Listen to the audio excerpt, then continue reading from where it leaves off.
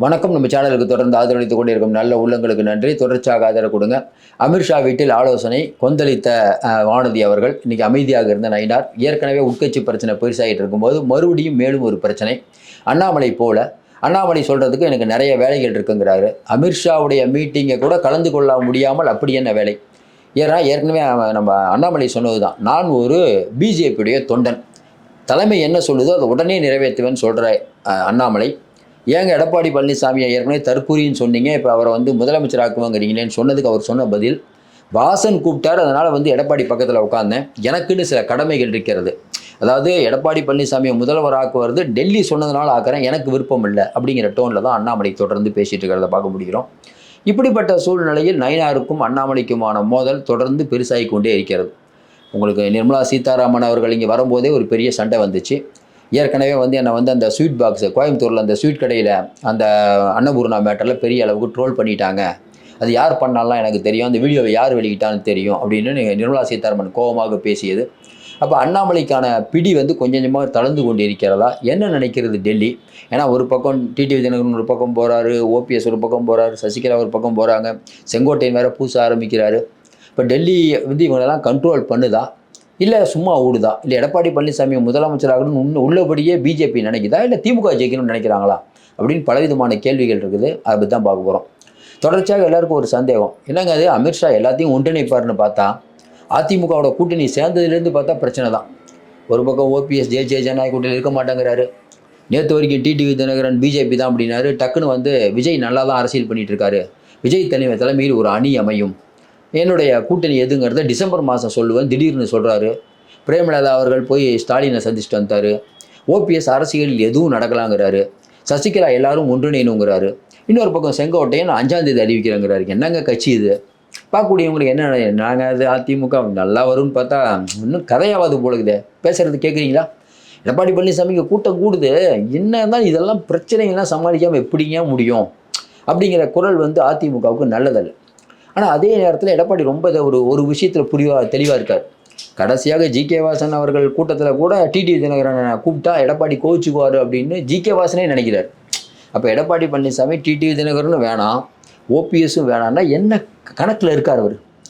சசிகலா பற்றி இன்னும் முடிவு எடுக்கலை. அப்போ ஒரே நேரத்தில் சசிகலா, டிடிவி, ஓபிஎஸ் 3 பேரையும் விலகி வைப்பார் நான் நினைக்கிறேன், நம்ம நினைக்கிறேன். ஏன்னா அது சரியாக இருக்கும், எடப்பாடி பழனிசாமி அதை பண்ண மாட்டார். ஆனால் டிடிவி தினகரன் உள்ளே வரதை ஏன் எடப்பாடி விரும்பலை?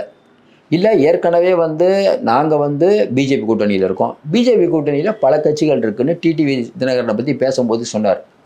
ஆனால் அடுத்தடுத்து நிகழ்வுகள் பார்த்தா டிடிவி தினகரன் கூட்டணி ஆச்சு தான், அமித்ஷா சொல்லிட்டாருன்னு அண்ணாமலை சொல்கிறத அப்படியே சொன்னார். இப்போ எடப்பாடி கோவம் வருமா வராதா? டிடிவி தினகரன் என்ன சொல்லணும்? இல்லைங்க கூட்டணி கட்சி தலைவரை எடப்பாடி அறிவிச்சிருக்காங்க, அவர் முடிவே இறுதியானது, இது எப்படி இருக்குது? அதை விட்டுட்டு இல்லைங்க அமித்ஷா சொன்னாருன்னு அண்ணாமலை சொல்கிறதே சொன்னால் அது கொஞ்சம் இரிட்டேட் ஆகும். அந்த இரிட்டேட் தான் நினைக்கிறேன். தேவையில்லாமல் எங்களுக்கே உழ வைக்கிறீங்களாங்கிற கணக்கு தான்.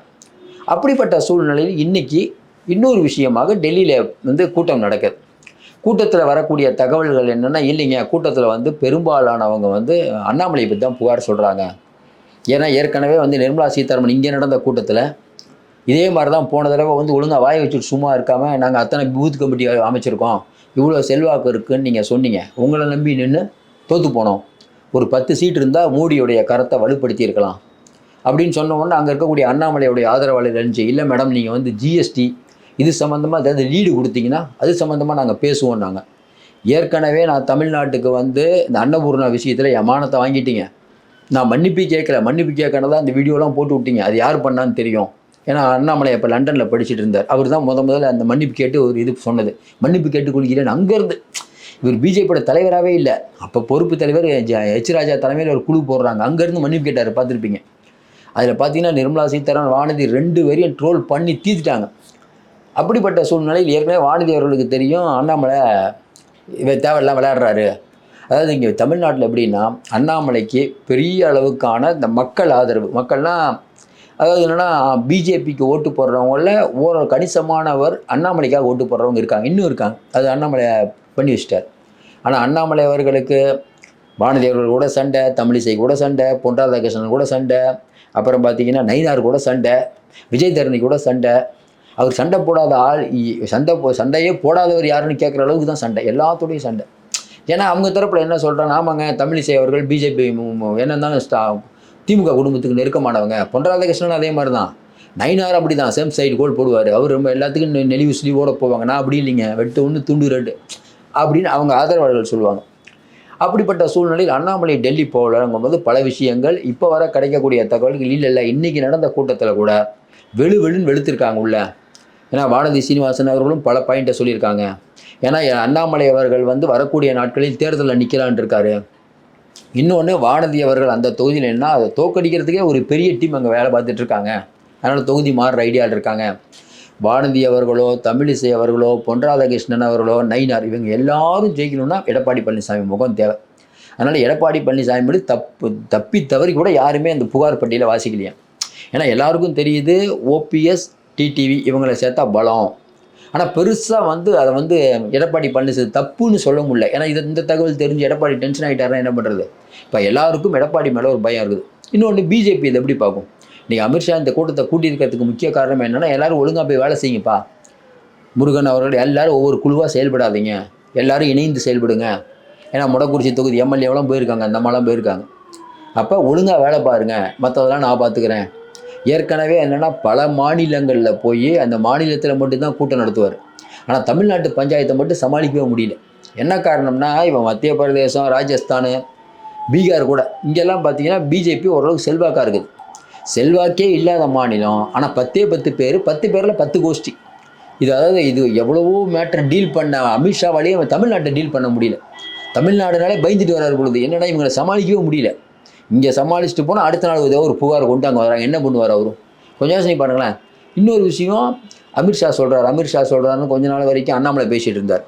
இப்போ அவரே டியூன் ஆகிறார்.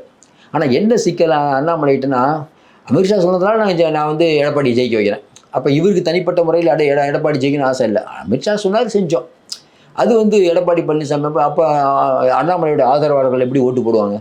அதனால் இந்த கூட்டணியை பொறுத்த வரைக்கும் இப்போ ஷேப் பண்ணி ஒரு வடிவுக்கு கொண்டு வரணும்னு அமித்ஷா நினைக்கிறதா நம்ம நினைக்கிறோம். ஏன்னா அங்கே பேசக்கூடிய தகவல்னா ஏற்கனவே இந்த கூட்டத்துக்கு போகிறதுக்கு முன்னாடி வந்த தகவல்னா, இல்லை வானதி சீனிவாசன் அவர்கள் போய் அண்ணாமலை பற்றி புகார் சொல்ல போகிறாரு. ஏன்னா நயினார் நாகேந்திரன் அவர்களுக்கு நல்லா தெரியும், நம்ம அண்ணாமலை நம்மளை டிஸ்டர்ப் பண்ணுறாருன்னு தெரியும். உங்களுக்கு பார்க்கலாம், நிறைய விஷயத்தில் பார்த்தீங்கன்னா நயினார் அறிக்கை வருதோ இல்லையா, அண்ணாமலை அறிக்கை தான் முதல்ல வரும். ஒரு தொண்டர்னு சொல்லிட்டு எதுலேயுமே ரியாக்ட் பண்ணுறதுல ஃபஸ்ட்டு இருக்கார் அண்ணாமலை. அப்போ நயினாருக்கு ஆட்களுக்கு இயற்கையிலே ஒரு கொந்தளிப்பு இருக்குது. நம்ம தான் தலைவர் வீரனடானா. அதே மாதிரி அண்ணாமலையை வார் ரூம் பண்ணுற அட்ராசிட்டி, இதையெல்லாம் வைத்து பார்க்கும்போது இன்னும் பிரச்சனை முடிந்த பாடில்லை. ஏற்கனவே இன்றைக்கி அமித்ஷாவுடைய மீட்டிங்லேயே பல பிரச்சனைகள் வெடிக்கும். ஏன் சொல்கிறோம்னா, இந்த மீட்டிங் போகிறதுக்கு முன்னாடியே அரசல் புரசலாக வர செய்தியில் இந்த தடவை வானதி சீனிவாசன் வெளிப்படையாக சொல்லிடலான் இருக்காங்க அமித்ஷாட்ட. பாருங்கள், இதெல்லாம் பெரிய பிரச்சனை ஆகிட்டு இருக்குது அப்படின்னு சொல்லிடலான் இருக்காங்க அப்படிங்கிற மாதிரி சொல்கிறாங்க.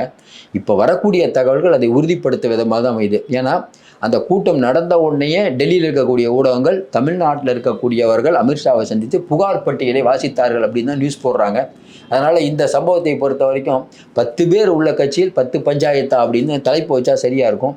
அதாவது தமிழ்நாட்டில் தாமரை மலரும்னு இவங்க சொல்கிறாங்கல்ல, அதுக்கு காரணம் என்னென்னா, இவங்களுக்கு என்ன நினைப்புனா, வரக்கூடிய தேர்தலில் எடப்பாடி பழனிசாமியோட கூட்டணி வச்சு எப்படி எம்எல்ஏ ஆயிடும், எடப்பாடி மைனாரிட்டி ஆயிடுவார் அப்படின்னு இவங்க நினைக்கிறாங்க. ஆனால் எப்படி மினிஸ்டர் ஆயிரும், இல்லைன்னா பிஜேபியில் தமிழ்நாட்டில் எப்போயாவது இதுக்கு மேலே தாமரை மலரும், கொஞ்சம் யோசனை பாருங்கள். அவங்களுக்கே நம்பிக்கை இல்லை. அப்போ ஏதாவது ஒன்று பண்ணி எம்எல்ஏ ஆகிட்டோம்னா மினிஸ்டர் ஆகிடலாம். தமிழ்நாட்டு மினிஸ்டர் ஆகி மக்கள் கடமையை பண்ணி தமிழ்நாட்டில் அறநிலைத்துறையை வழக்கவாயர்கள்லாம் மினிஸ்டர் ஆகணும்னு நினைக்கிறாங்க. 10 காசு நம்மளும் சம்பாதிக்கலாம். எத்தனை நாள் தான் டெல்லியே பண்ணிட்டு இருக்கிறது? இங்கே இருக்கக்கூடிய இந்த தொழிலதிபர்கள்லாம் பார்த்து பணம் வாங்கிட்டு இருக்கிறது. கொஞ்சம் யோசனை பாருங்கள். பிஜேபியுடைய கனவு நனவாகாதா அப்படிங்கிறது காலம்தான் முடிவு செய்ய வேண்டும். இப்போதைக்கு பஞ்சாயத்து ஓஞ்சப்பாடு இல்லை. ஏன்னா நம்ம எல்லா கட்சியை பற்றியும் பேசும்போது நாங்கள் தான் அடுத்து தாமரை மலரப்போகுதுன்னு சொல்கிற பிஜேபி பற்றி பேசவே ஆக வேண்டும். இந்தியாவில் எத்தனையோ மாநிலங்களில் கண்ட்ரோலில் எடுத்த அமித்ஷாவாலேயே தமிழ்நாட்டுடைய தலைவலியை தீர்க்க முடியல. ஒவ்வொருத்தரும் ஒவ்வொரு மாதிரினா என்ன தான் பண்ணுவார்? அது தமிழ்நாட்டில் 1 இன்ச்சு வளர்க்கணும்னு நினச்சா 10 இன்ச்சு கீழே தள்ளுறாங்க. அப்போ என்ன, அதாவது ஒரு காலத்தில் காங்கிரஸ் தான் சொல்லுவாங்க, காங்கிரஸ்லையாவது கொஞ்சம் ஆளுங்க இருக்காங்க, ஆளே இல்லாத கட்சியில் இத்தனை கோஷ்டி அப்படிங்கும்போது உண்மையிலே நமக்கு பார்க்க ரொம்ப சந்தோஷமாகுது. ஏன்னா தமிழ்நாட்டில் பிஜேபி வளரக்கூடாதுன்னு நம்ம நினைக்கிறோம்ல. தமிழ்நாட்டு மக்களுடைய ஒட்டுமொத்த என்னன்னா பிஜேபி வளரக்கூடாது, பிஜேபி ஜெயிக்கக்கூடாது. அந்த வகையில் பிஜேபி இந்த மாதிரி இருக்கிறது நல்லது தான். இப்படியே இருக்கட்டும் அப்படின்னு நம்ம நினைப்போமாக. தொடர்ந்து ஆதரவு கொடுங்கள். மீண்டும் சந்திப்போம். நன்றி, வணக்கம்.